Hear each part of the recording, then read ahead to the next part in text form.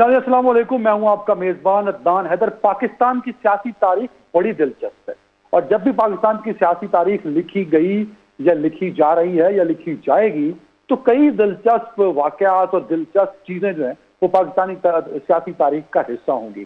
اور ایسی ہی ایک دلچسپ جو سیاسی ایک منظرنامے میں ایک دلچسپ چیز ہے وہ ہے چیئرمین تحریک انصاف کا یو ٹرن لینا۔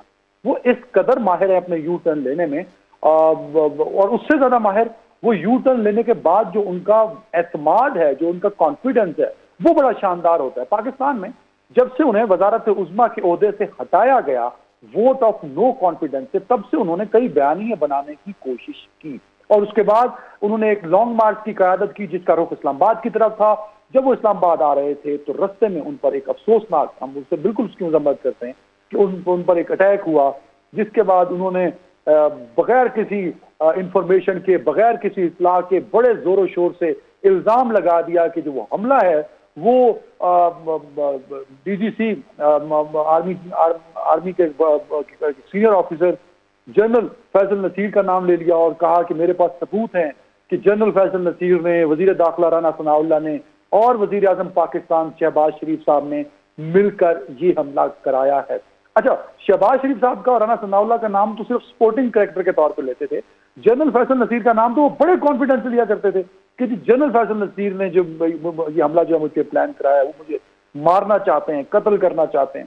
پھر D G I S I پر بھی انہوں نے الزامات لگائے، آرمی چیف پر بھی لگائے۔ تو جب اتنے الزامات ہو گئے، ہر تیسرے روز چوتھے روز وہ یوٹیوب پہ، ٹویٹر پہ، ٹی وی اسکرین پہ بھی آ کے یہی الزامات لگا رہے تھے، تو پھر ادارے نے سوچا کہ یار ایک جے آئی ٹی بنا دینی چاہیے جو ان تمام معاملات کی تحقیقات کرے۔ تو وہ جے آئی ٹی بنی جو عمران خان صاحب نے فوج کی اعلیٰ قیادت پر الزامات لگائے ان الزامات کی تحقیق کے لیے۔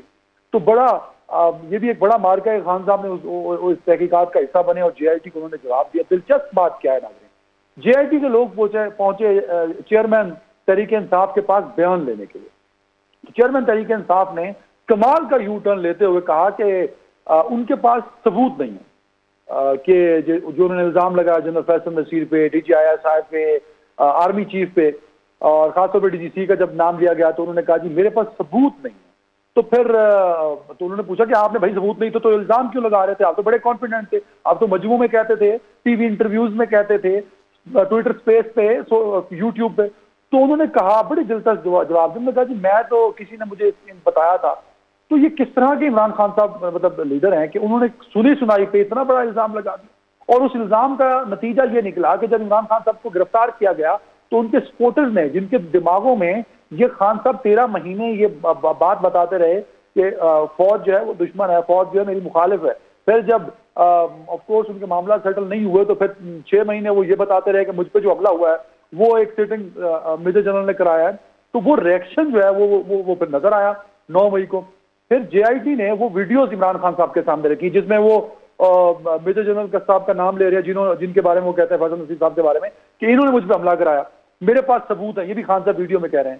اور پھر انہوں نے D G I S I کے اور آرمی چیف کے بارے میں بھی جو باتیں کی، جے آئی ٹی نے وہ ویڈیوز عمران خان صاحب کے سامنے رکھی۔ خان صاحب نے کہا کہ ہاں یہ میری ویڈیوز ہیں، ہاں یہ میں نے سب کہا تھا، بٹ میرے پاس ثبوت نہیں ہے۔ تو جے آئی ٹی نے کہا بھائی آپ تو کہہ رہے ہیں کہ ثبوت ہے، ویڈیو میں خود اعتراف کر رہے ہیں کہ میرے پاس ثبوت ہیں کہ مجھ پر ان لوگوں نے حملہ کرایا، میرے پاس ثبوت ہے کہ یہ لوگ جو ہیں میرے خلاف سازشیں کرنا چاہتے ہیں۔ تو انہوں نے کہا جی میں نے یہ باتیں سنی ہیں اور میرے پاس اس کے ثبوت نہیں ہیں۔ تو خان صاحب نے اس بات کا اعتراف کیا کہ انہوں نے فوج پر سراسر الزام لگائے اور ان کے پاس کوئی ثبوت نہیں ہے۔ تو یہاں تک کہ وہ جو ڈرٹی ہیری کا وہ بار بار الفاظ استعمال کر کے تصدیق کرتے رہے ہیں، نازیبا الفاظ استعمال کر کے، تو اس کا بھی انہوں نے اعتراف کیا۔ اور مزیدار بات یہ ہے کہ جے آئی ٹی کو انہوں نے ریٹن جواب جو دیا ہے، جس میں انہوں نے اتنا بڑا یو ٹرن لیا کہ پوری اپنی جو تحریک انصاف کی قیادت اور سپورٹرز ہیں ان کو وہ مس لیڈ کرتے رہے، مس گائیڈ کرتے رہے، فوج کے خلاف ان کو غصے پر اکساتے رہے۔ تو عمران خان صاحب نے کہا کہ میرے پاس اس کا کوئی ثبوت نہیں ہے۔ تو خیر وہ اب جو جواب انہوں نے دیا ہے ایف آئی آر کے جو مدرجات تھے اس کو بھی سامنے رکھتے ہوئے جے آئی ٹی نے ان سے جواب پوچھا، اس کو خیر اب سائن کر کے خان صاحب نے وہ جے آئی ٹی کو جمع بھی کرا دیا۔ تو یہ ایک بڑا عجیب واقعہ ہے، اتنا بڑا یو ٹرن، اور یہ ان کے یو ٹرن نے پاکستان کی سیاست پہ بڑا نیگیٹو امپیکٹ جو ہے وہ کریٹ کیا ہے۔ اور انہی کے چیئرمین تحریک انصاف کے بڑے بڑے یو ٹرن نے 9 मई के वाकयात जो हैं वो उसका नतीजा 9 मई के वाकयात की तरफ से हुआ। इस से हम बात करेंगे, साथ ही बात करेंगे पाकिस्तान के बजट के बाद जो माशी सूरत हाल है वो बेहतर की तरफ है या नहीं है। इलेक्शन ऑफ कोर्स अक्टूबर 2023 में होने चाहिए एज पर कॉन्स्टिट्यूशन पाकिस्तान, लेकिन ये जो बात गश्त सुनाई दे रही है कि इलेक्शन डिले भी हो सकते हैं, तो इस बात गश्त में कितनी सदाकत है इस पर भी हम बात करेंगे। एक बहुत बड़ा तूफान जो इस वक्त बहिरा अरब में है, जिससे हिंदुस्तान और पाकिस्तान के साहिली पट्टी को शदीद नुकसान पहुंच सकता है। तो ज़रा हम देखेंगे कि हुकूमती जो इकदाम हैं उस हवाले से हाई अलर्ट कर दिया गया है, रेस्क्यू भी किया जा रहा है, लोगों को वहाँ से मूव भी किया जा रहा है सेफ प्लेसेस की तरफ। तो इस पर बात करने के लिए मुझे ज्वाइन किया सीनियर तजियाकार जनाब जनरल रिटायर्ड गुलाम मुस्तफ़ा साहब ने। गुलाम मुस्तफ़ा साहब सर बहुत शुक्रिया वक्त देने के लिए। सीनियर सहाफ़ी तजियाकार chief Lahore public news Babar Dogar साहब मेरे साथ। बाबर डोगर साहब बहुत शुक्रिया सर वक्त देने के लिए। जनरल साहब मैं आपसे शुरू करना चाहूँगा, मेरी आवाज़ आपको आ रही है? ये इमरान खान साहब ने पूरा जो है एक नैरेटिव उन्होंने बनाया और फिर चेयरमैन तहरीक इंसाफ ने लोगों को ये इस बात पे उकसाया कि फौज ने मेरे ऊपर हमले कराए, फौज ने मेरे खिलाफ साजिश की, फौज ने मुझे मारने की कोशिश की। फिर जब JIT गई तो खान साहब ये कहते रहे मेरे पास सबूत हैं, तो जब JIT गई तो चेयरमैन तहरीक इंसाफ वो सबूत देने से कासिर रहे और रिटर्न में उन्होंने जवाब दे दिया कि मेरे पास सबूत नहीं है। देखिए इसके दो पहलू हैं। एक तो पहलू मेरे लिए जनरली इसलिए अफसोसनाक है कि पाकिस्तान में इल्जाम तराशी करने की कोई सजा नहीं मिल रही लोगों को। जिस दिन किसी शख्स को भी इल्जाम तराशी से सजा मिलना शुरू हो जाएगी, अब देखिएगा कैसा बहुत सारी चीजें कम होना शुरू हो जाएंगी। नंबर 2, मैं पहले दिन से आज से नहीं बहुत अरसे से 3 बातें लगातार कह रहा हूँ। नंबर 1, वो तमाम बातें या वो तमाम अमाल जो पाकिस्तान के अवाम और फौज के दरमियान जो फीक डाल रहे हैं वो पाकिस्तान के खिलाफ दुश्मनी है। नंबर 2, फौज के अंदर जो भी कोशिशें कर रहे हैं कि फौज की सीनियर लीडरशिप और फौज के रैंक एंड फाइल के दरमियान किसी तरीके से फर्क पड़ जाए, वो इस फौज को तबाह करने के दरपे हैं और उनको सजा मिलनी चाहिए। और नंबर 3, मैंने बार बार इस चीज का इजहार किया है कि अफवाज पाकिस्तान में ये जो तासुर दिया जा रहा था कि शायद DI साइब इंडिपेंडेंट एजेंट हैं या जो भी इनका नाम दिया जा रहा है इंडिपेंडेंट एजेंट है, जो चाहे वो मर्जी करते फिर, कोई चेक नहीं, कोई बैलेंस नहीं है। हम लोगों को ये भी अंदाजा नहीं है कि आप पाकिस्तान के जो आर्मी चीफ जिसके बारे में जो बात की जा रही है वो खुद भी इंडिपेंडेंट एजेंट नहीं है। वो अपनी 6.5 लाख 7 लाख फौज को जवाब दे हैं, वो इस कौम को जवाब दें कि उनको एक जिम्मेदारी मिली है, किस हद तक उसको पूरा कर रहे हैं। खुदा न खास्ता अगर कहीं कमी होगी तो उनको उसका जवाब देना पड़ेगा, वो भी इंडिपेंडेंट एजेंट नहीं है। तो मेरा कहने का मकसद ये है कि जब ये सब कुछ हो रहा था और एक एक्स प्राइम मिनिस्टर, जो इस बात का और ज्यादा है, एक्स प्राइम मिनिस्टर जिनको अगर पहले नहीं पता था 3.5 साल में ये पता लग जाना चाहिए था कि उनके मातहत जो इदारे हैं, चाहे वो ISI है, चाहे वो फौज है या चाहे और जो भी इदारा है, वो इतने आजाद नहीं है कि जो मर्जी चाहे कर लें, जिस तरह का मर्जी चाहे काम कर लें। और फिर ये पाकिस्तान फौज है, ये पाकिस्तान की इंटेलिजेंस एजेंसीज हैं, जिसमें अगर ये बात करें तो समझ आती है। सर बिल्कुल सही कह रहे हैं आप। मैं बाबर डोगर साहब एक कमेंट सर इस पे कीजिएगा कि JIT के सामने जो इमरान खान साहब, because you are in Lahore तो आपको ज्यादा चीजें डिटेल में पता होंगी सर, तो ये इतना बड़ा यू टर्न है चेयरमैन तहरीक इंसाफ का, तो इस यू टर्न से पहले जितना नुकसान हुआ इस बयानी की वजह से, उसका भी तो एहतसाब होना चाहिए। जनरल साहब ने बड़ी अच्छी बात की कि पाकिस्तान में इल्जाम लगाने की कोई सजा नहीं है, आप परले की दाव पे लगा दो। ना साहब मैं इस बात पे 100% एग्री करता हूं कि इस पे झूठ बोलने पे, यूटर्न लेने पे कि आप पहले एक इल्जाम लगाए, आपके पास कोई सबूत ना हो, आप एक इतना बड़ा रूप में तूफान हैं और बाद में बड़े आराम से कह रहे कि मेरे पास तो कोई सबूत नहीं था। मुझे एक बात बताएं, 2013 के इलेक्शन में इन्होंने कहा 35 पंक्चर लगे, वो उस पे इन्होंने 140 दिन का धरना दिया। सारा कुछ करने के बाद कोर्ट में इनके पास कोई सबूत नहीं था। सिर्फ बात इतनी थी कि जी मुझे आवा मुर्जा पोया ने कहा या अमरीकी सफीर ने कहा कि जनाब उसने सुना था कि शायद 35 पंक्चर लगे हैं।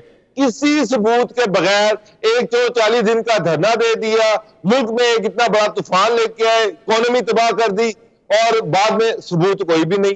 अब ये फिर आप JIT के सामने पेश हुए हैं, आपने इतना बड़ा नैरेटिव बिल्ड किया, कौम की पूरी यूथ को, पूरी कौम को के अंदर आर्मी के खिलाफ नफरत पैदा की कि जनाब मेरे ऊपर अटैक करवाया गया और आपने नाम भी ले लिया और उसमें जो आपने एप्लीकेशन दी اس میں نام دیا اور اس چیز پہ پنجاب میں ان کی اپنی گورنمنٹ تھی, سی ایم کے ساتھ لڑائی ہو گئی, پھٹا پڑ گیا کہ جناب جب تک اس کا نام نہیں آئے گا, جب تک میجر جنرل کا نام نہیں آئے گا, اس وقت تک ایف آئی آر نہیں درج ہوگی.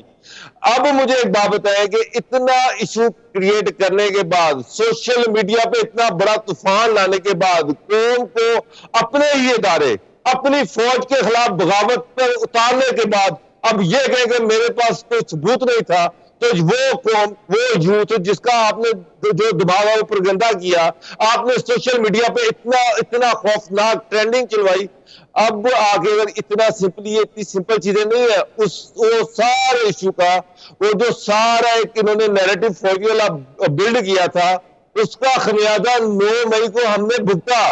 پہلی دفعہ پاکستان کی تاریخ میں کہتا ہوں دنیا کی تاریخ میں آپ اٹھا کے دیکھ لیں, یہ نہیں ہوا کہ قوم نے اپنے ہی فوجی انسٹیٹیوشن پہ اٹیک کر دیا ہو. کوئی آپ مجھے کوئی ایک مثال یہ ہوا, اور اس کے بعد بڑے سمپلی یہ کہنا کہ جناب میرے پاس کوئی ثبوت نہیں ہے. سر یہ ناقابل معافی جرم ہے میرے نزدیک. بالکل صحیح ہے, بالکل صحیح ہے جنرل صاحب, یہ بڑا پینفل ہے. آف کورس آج کی بڑی خبروں میں جو بجٹ پر ڈیبیٹ ہو رہی ہے, ہم اس پہ بھی بات کریں گے. ایک بڑا طوفان پاکستان کے ساحلی سمندروں سے, ساحلی علاقوں سے ٹکرانے والا ہے. لیکن جو خان صاحب کا, چیئرمین تحریک انصاف کا جو یہ یو ٹرن ہے, یہ اس لیے افسوسناک ہے اور اس لیے الارمنگ ہے کہ ان کے اس بیانیے کی وجہ سے ہماری یوتھ اور پاکستان کا شہری جو چیئرمین تحریک انصاف کا یا تحریک انصاف کا سپورٹر تھا, وہ جو اپنی فوج سے پیار کرتا تھا, وہ فوج کے خلاف کھڑا ہو گیا. کیونکہ چیئرمین تحریک انصاف یہ کہتے رہے کہ میرے پاس ثبوت ہیں, میجر جنرل فیصل نصیر نے مجھ پر حملہ کرایا, رانا ثناء اللہ بھی اس میں انوالو ہے. پھر ایک جگہ انہوں نے D G I S I کو بھی انوالو کیا, اپنے اوپر سازش کا الزام انہوں نے لگا دیا D G I S I پہ, آرمی چیف پہ بھی لگا دیا سر. اور ساتھ میں انہوں نے یہ کہا کہ میرے پاس ثبوت ہیں. آج انہوں نے کہہ دیا کہ جی بس میں نے تو سنی سنائی بات تھی, وہ میرے پاس ثبوت تو نہیں ہے. تو یہ اتنا کہہ دینا کافی ہے, بس وہ ڈس انگیج ہو گئے اس سارے سینیریو سے, سارے چیپٹر سے. سر جنرل صاحب, ہم تو ڈیمیج کا اندازہ ہی نہیں کر رہے. آپ نے کیا کیا, دنیا کو یہ بتایا, ایک جو پرائم منسٹر رہے ہیں 3.5 سال, ان دنیا کو یہ بتایا کہ ہماری فوج ایک روگ آدمی آئی ہے, روگ آئی صحیح ہے. ہم جو ڈیمیج ہو گیا ہماری پاکستان کی اوور آل ریپوٹیشن کو, پاکستان کے وہ ادارے جو پوری دنیا ان کو احترام سے دیکھتی تھی, باتوں سے نقصان پہنچا ہے.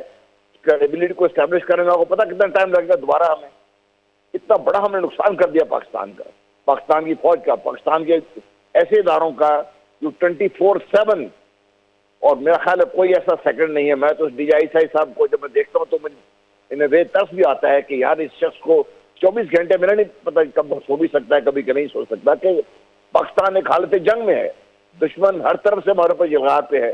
اور جب آپ اس قسم کی بات کرتے پھر کیا نہیں ہے تو آپ کیسے ہی بات کر سکتے ہیں؟ لوگوں کے ذہنوں میں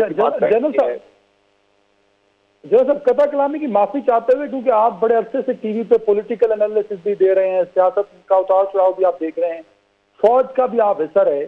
یہ جو چیئرمین تحریک انصاف نے یہ جو بیانیہ بنایا, اینٹی اسٹیبلشمنٹ سے ہوتے ہوتے وہ اینٹی آرمی ہوا, اور پھر اینٹی آرمی سے ہوتے ہوتے سر وہ 3 شخصیات پر فوکس ہو گیا. یہ انہوں نے جان بوجھ کے کیا یا ان سے بس ہو گیا اور انہیں سمجھ نہیں آئی کہ وہ کتنا بڑا بلنڈر کر رہے ہیں سر؟ دیکھیے ایکچولی پوری فوج کی کریڈیبلٹی ڈیمیج کر رہے ہیں. دیکھیے کانسیکوینسز, ہر بات جو کرتے ہیں کانسیکوینسز تو ہوتے ہیں اس کے. اگر انہوں نے کہتے ہیں مجھے پتہ نہیں تھا میں نے کر دیا, تب بھی سزاوار ہے. اور اگر جان بوجھ کے کیا تو اس کے بعد obviously سزاوار ہے اس کے.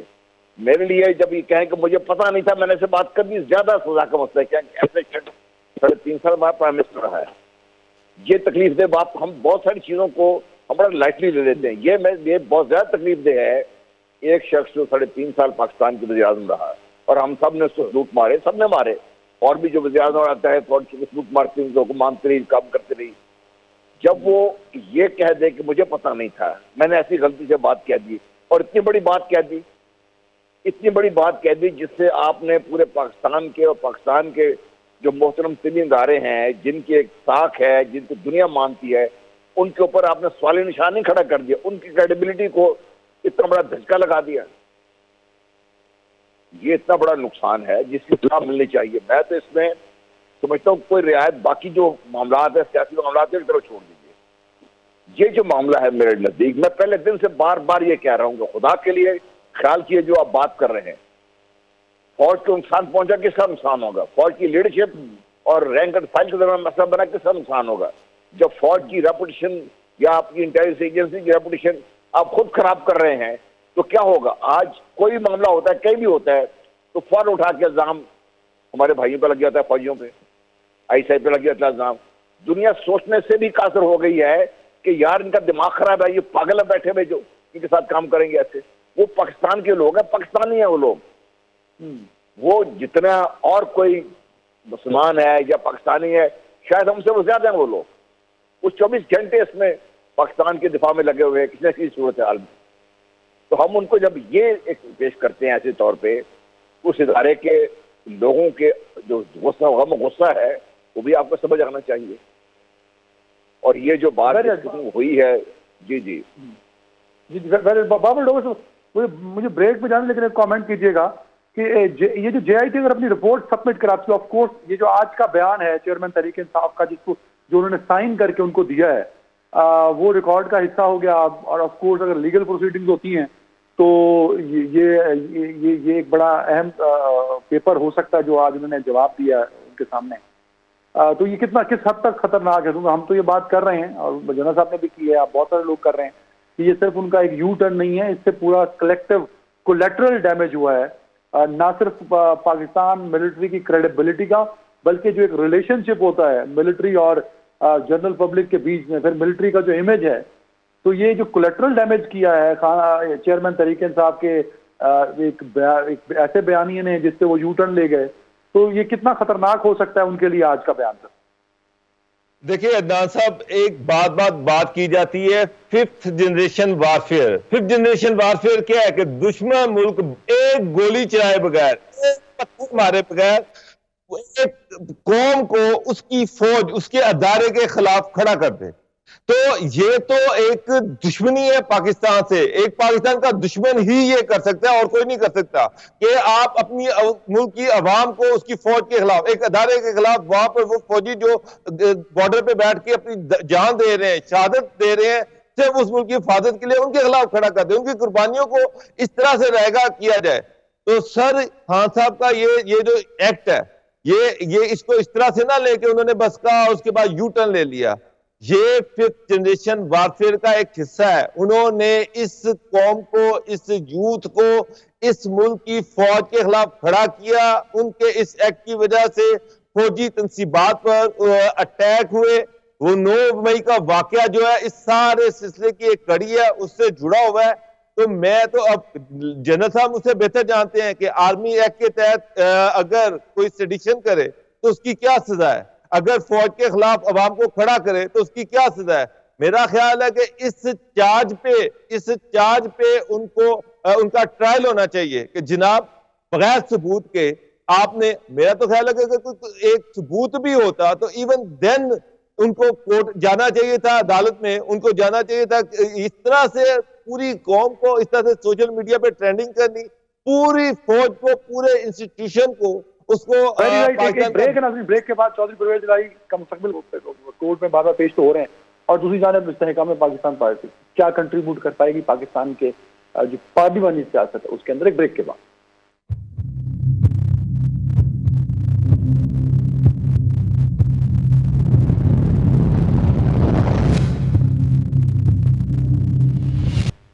جی ناظرین، ویلکم بیک۔ اور اب ہم بات کریں گے ذرا جو ملک کی سیاسی صورتحال ہے اس کے حوالے سے۔ بابر ڈوگر صاحب، سر پہلے یہ بتائیے گا کہ آج کچھ صحافیوں سے ملاقات ہوئی ہے چودھری پرویز الہی صاحب کی، ان کی باڈی لینگویج اور ان کی بات سن کے کیا لگتا ہے آپ کو کہ ابھی بھی وہ اسٹینڈ کر رہے ہیں عمران خان صاحب کے ساتھ، ڈٹ کے کھڑے ہیں چیئرمین تحریک انصاف کے ساتھ، یا کچھ بدلاؤ ہے ان میں؟ چودھری صاحب ٹوٹنا تو چاہ رہے ہیں لیکن ٹوٹا جا نہیں رہا۔ جو میری اطلاعات ہیں، چودھری صاحب جو ہیں وہ یہ چاہتے ہیں کہ ٹوٹنے کے بعد ان کو کوئی پلیٹ فارم ملنا چاہیے۔ اب اس سلسلے میں کاف لیگ سے بھی انہوں نے رابطے کیے۔ کاف لیگ، میری خود شافع سے بات ہوئی، شافع نے کہا جی مجھ پہ بڑا پریشر ہے کہ اس کو واپس لے لیا جائے چودھری پرویز الہی کو، لیکن ہم تو شکر ادا کریں اللہ تعالیٰ کے کہ ان سے ہماری جان چھوٹی، تو اب واپسی والا کوئی چکر نہیں ہے۔ اس کے بعد اون چودھری سے بھی میری بات ہوئی اور اس نے کہا جی کہ جہانگیر تین جب اسلام آباد گئے تو ان سے بھی کچھ دوستوں نے کہا کہ یار چودھری پریلائی کو بھی لے لیں تاکہ ان کا بھی کچھ سیاسی مستقبل بن جائے. تو لیکن انہوں نے بھی انکار کر دیا کہ جی چودھری صاحب جو ہیں ان پہ ہم ٹرسٹ نہیں کر سکتے. تو ایون آپ سوچیں کہ تحریک استحکام پاکستان جو ہے انہوں نے بھی ان کو لینے سے انکار کر دیا. اب مسئلہ یہ کہ چودھری صاحب پریس کانفرنس کریں تو اس کے بعد جائیں گے کدھر, کون ان کو لے گا؟ یا تو وہ پھر اپنی پولیٹیکل پارٹی بنائیں, وہ اتنے جوگے ہیں. آپ دوسرے لفظوں میں یہ کہنا چاہ رہے ہیں کہ چودھری صاحب تیار ہیں بس تحریک انصاف چھوڑنے کے لیے بھی اور پریس کانفرنس کرنے کے لیے بھی؟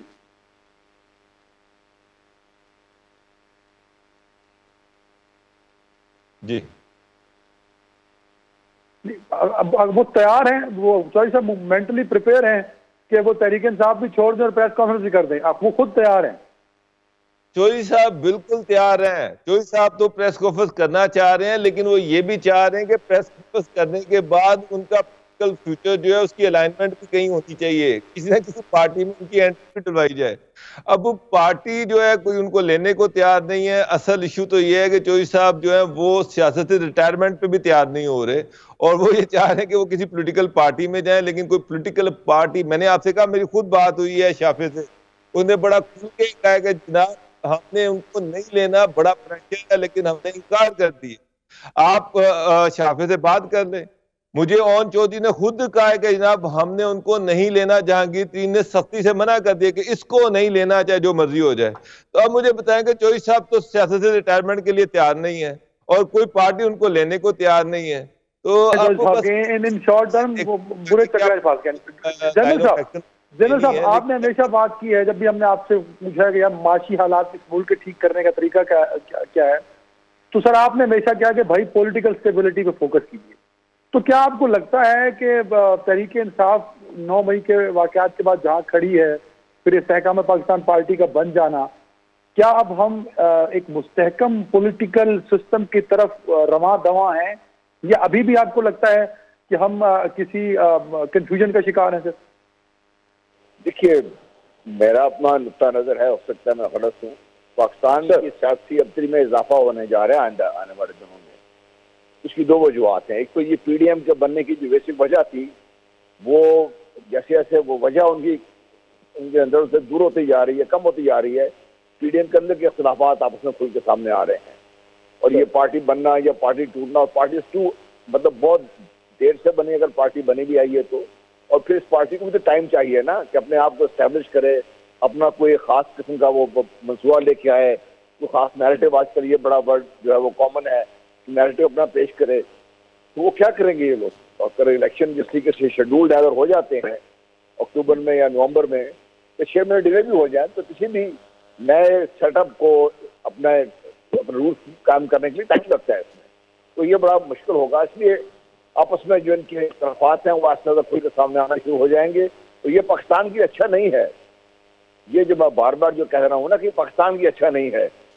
آپ ملک کو چھوڑ دیں پی ٹی آئی کو, اور وہ تو جو اپنے برنزم کے ساتھ بھگت رہے ہیں, بھگتے رہیں گے وہ لوگ, لیکن جو باقی ایلیمنٹس ہیں نا ان کی ذمہ داری اور زیادہ بڑھ گئی ہے ابھی. ذمہ داری کے جنرل صاحب قطع کلامی کی معافی چاہوں گا سر. 9 مئی کے واقعات نے پاکستان کو جھنجھوڑا ہے. ہم جس طرح کے معاشی بھمر میں پھنس چکے ہیں, اور ہم سے زیادہ حکومت میں جو بیٹھے لوگ ہیں, تو آپ ویری سوری مجھے یہ لگ رہا ہے کہ شاید آپ یہ سوچ رہے ہیں کہ ہمارا سیاسی طبقہ اس سب کے ہونے کے باوجود ابھی بھی چیزوں کو سنجیدہ نہیں لے رہا. جنرل صاحب میں یہ سمجھ پایا ہوں. آپ بالکل صحیح سمجھے, میں بالکل یہی کہہ رہا ہوں. سنجیدگی تو بڑی دور کی بات ہے. کیا وہ سمجھ رہے ہیں کہ مسائل کیا ہیں؟ ہمارے مسائل بہت بہت زیادہ بڑے ہیں. اب دیکھیے, پاکستان جس قسم کی تفریق کا شکار ہے نا, اس سے پہلے کبھی نہیں. ہر طرح سے ہر جگہ پہ تقسیم ہو سکتی تھی, ہم اس میں تقسیم ہے. اس میں ایسے ملک میں governance by itself is an issue. اس کو آگے لے کے چلنا اور بڑا ایشو ہے اس کا. پھر مطلب ہر چیز میں دیکھ لیں آپ کیا بات کر رہے ہیں. آپ لوگ کس چیز میں دیکھ لیا آپ اس میں.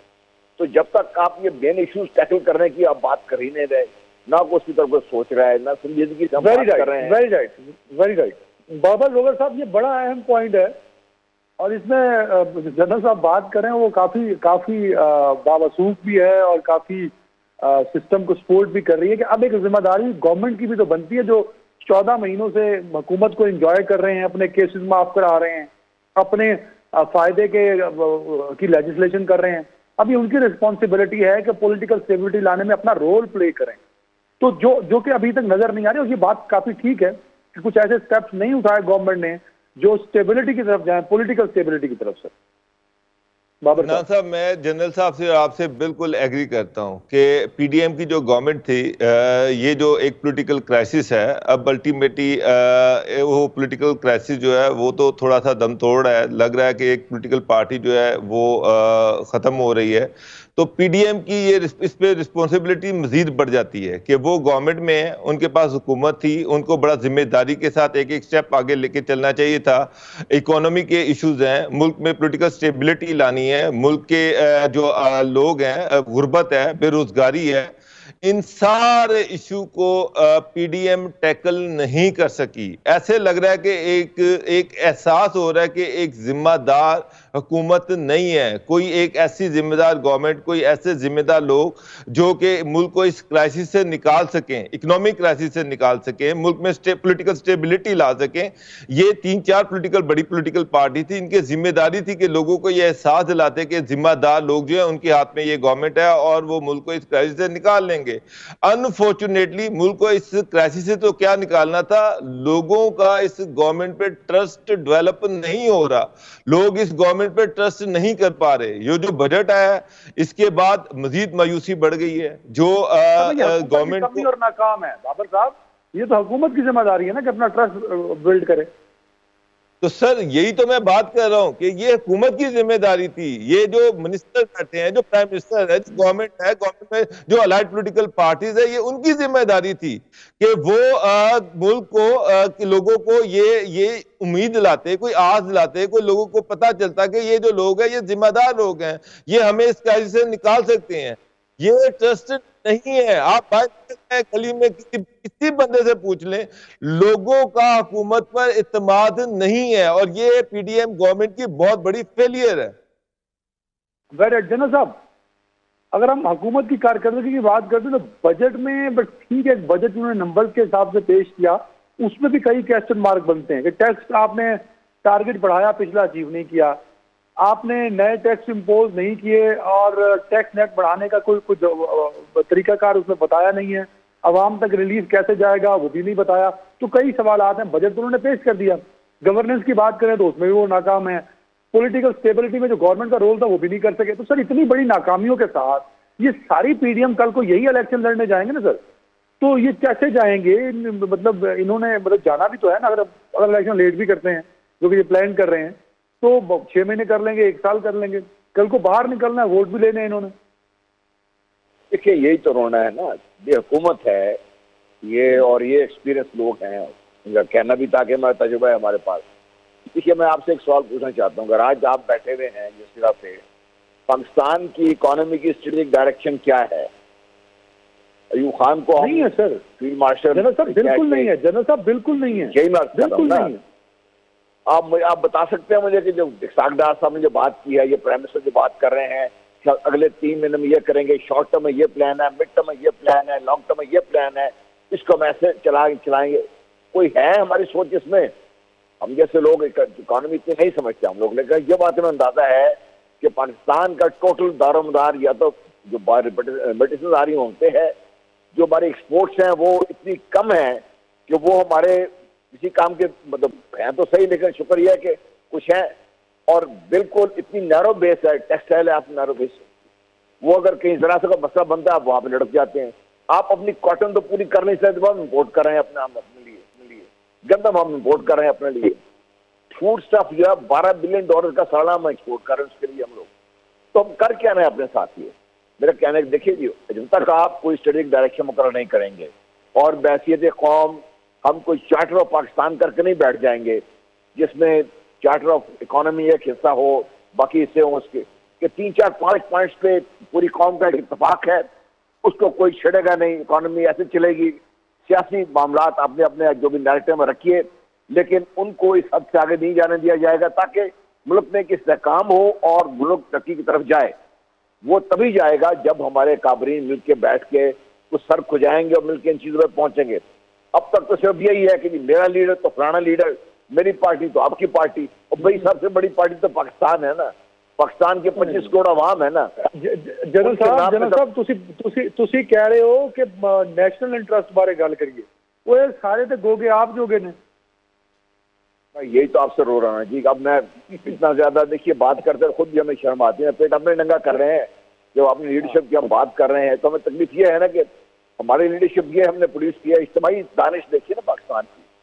آپ نے تو کس چیز کو رہے ہیں, ٹھیک ہے آپ کو عدالت عظمیٰ کے ساتھ فیصلوں پہ اختلاف ہوتا ہے, سب کو ہوں گے اختلاف, لیکن آپ نے اپنا جو کانسٹیٹیوشن ہے اس کی کس طریقے سے تصدیق ہم نے کیا, خود مل کے بیٹھ کے کیا ہم نے, جس کے نام پہ ہم حکومت بنا کے بیٹھے ہوئے.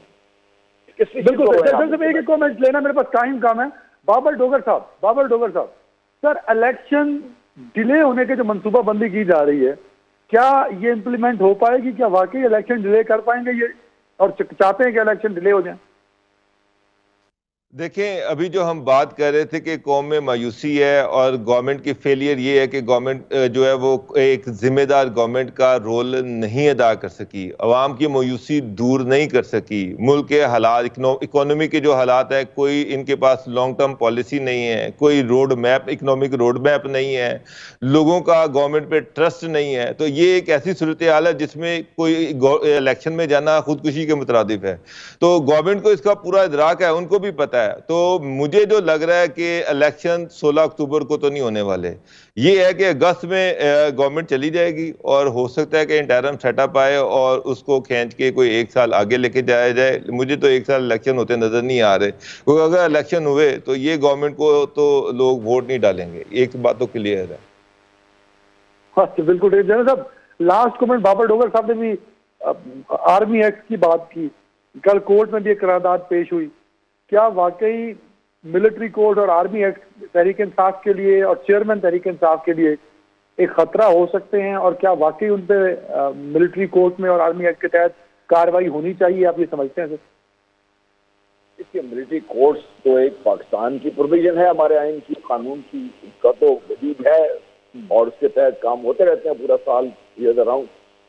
اب جو یہ بات ہے کہ اس کو ہونا چاہیے, دیکھیے جب پاکستان کی فوج کو نقصان پہنچے گا اور فوج کی کریڈیبلٹی کو نقصان پہنچے گا اور ایسے معاملات ہوں گے جس سے پاکستان کو نقصان پہنچے گا, تو اب اس کا ٹرائل تو ہوگا. اب اگر حکومت نے فیصلہ کیا کہ ملٹری کورٹ میں ٹرائل کریں گے تو حکومت کو بات یہ سمجھنی چاہیے کہ یہ ملٹری کورٹ میں ٹرائل ہم کر کیوں رہے ہیں. ایک تو جو سنگینی ہے جرم کی وہ ہے, جس کی نوعیت ہے وہ ہے. دوسرا ہمیں یہ ہے کہ شاید ہمارا جو سول جوڈیشل سسٹم ہے وہ اس قابل نہیں کہ ڈیلیور کر سکے. اس سوال پہ بھی غور کرنے کی ضرورت ہے. ہم اپنا خود کہیں کانفیڈنس نہ کھو دیں. فوج کا جو کام وہ کر دے گی فوج اس میں, لیکن آپ یہ دیکھیے کہ کل کلاں کو اور بھی مسائل تو ہوں گے نا پاکستان کے. تو اور آپ اس حق میں آپ اس پوائنٹ یہ کہ آپ اس حق میں نہیں ہیں کہ ملٹری کورٹ میں یہ کیسز چلنے چاہیے.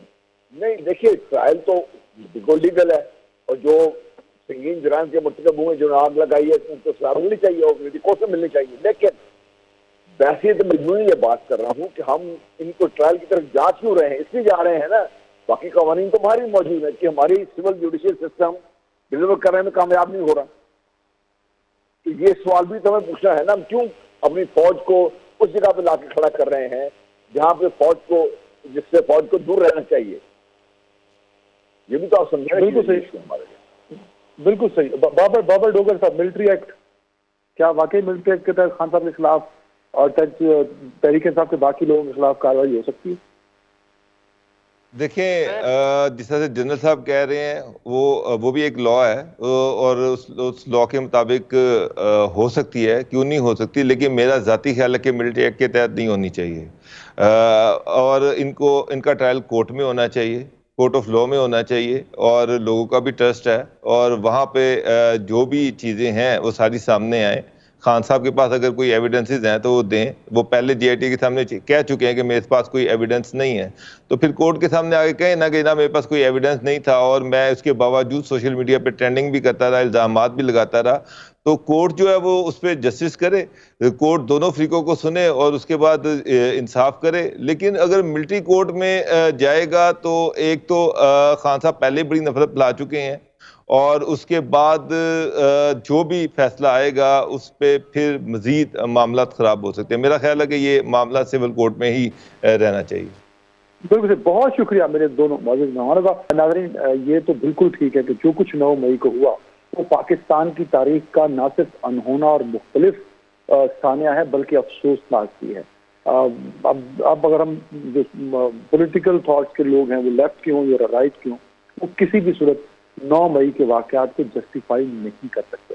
ہم بھلے لاکھ یہ کہتے رہے کہ فوج کا سیاست میں کردار نہیں ہونا چاہیے, فوج کو نیوٹرل ہونا چاہیے, دس از اے ڈفرینٹ ڈبیٹ. لیکن جب آپ یا پولیٹیکل ورکر کھڑے ہو کر کور کمانڈر کے گھر پر حملہ کریں گے یا شہداء کے جو مجسمے ہیں ان کو توڑ پھوڑ دیں گے, لگے ہوئے ایئر فورس کے جو جہاز باہر لگے ہوتے ہیں ان کو آگ لگا دیں گے, تو یہ ایک بڑا نیگیٹو میسج ہے. جس حد تک عالمی دنیا میں پاکستان فوج کی کریڈیبلٹی کو ڈیمیج کرنے کی کوشش کی گئی ہے اور ہوئی ہے اس پولیٹیکل ایکٹ کی وجہ سے, اس کی ریکوری تقریباً ناممکن تو نہیں ہے, لیکن اس کو وقت ضرور لگے گا. اور اگر مکمل سد باب اگر کرنا ہے اس کا کہ دوبارہ سے یہ تاریخ نہ دہرائی جائے, تو ایک ایسی مضبوط اور قابل عمل کارروائی کرنی ہوگی تاکہ تاریخ میں اس طرح کا ایکٹ کرنے والوں کو یاد رکھا جائے کہ اگر اس طرح کا قانون توڑا جائے گا اور اس طرح اداروں کو, صرف فوج نہیں, اگر کل کسی تھانے کو آگ لگا دی جاتی ہے, کسی رینجرز کی چوکی پر حملہ آور ہو جائے گا, کسی کمشنر کے آفس پہ لوگ اٹھ کے حملہ کر دیتے ہیں, تو یہ قابل قبول نہیں ہے. اس دعا کے ساتھ کہ یہ بجٹ ہے اور یہ جو اس پاکستان کی تاریخ کی نکمی ترین گورنمنٹ ہم پر مسلط ہوئی ہے, یہ کچھ ڈلیور کرنے میں بھی کامیاب رہے اور عوام کو ریلیف دے پائے. اپنا خیال رکھیے گا. اللہ حافظ.